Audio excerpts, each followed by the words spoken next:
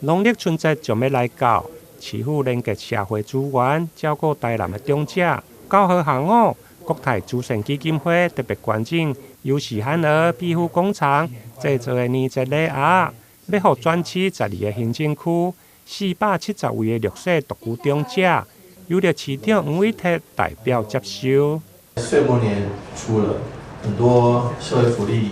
的机构，大家都想说岁末来帮忙，但特别谢谢国泰慈善基金会，因为对于年长者来讲，多一份关怀，多一份支持，那就是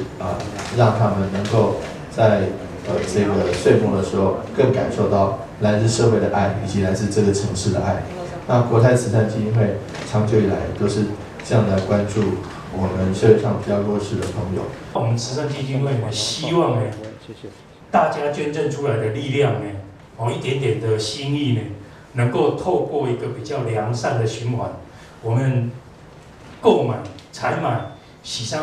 安儿基金会的一些他们产品，他们所制作出来的东西呢，让他们呢能够照顾这一群需要照顾的朋友以外呢，也将他们所产生出来的这些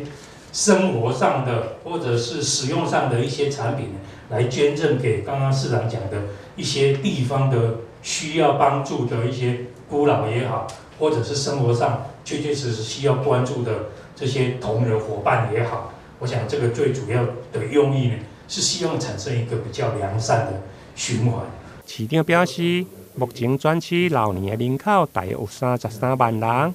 其中坐车独居长者有3025人，有一寡独居长者需要引进更较侪社会资源来照顾，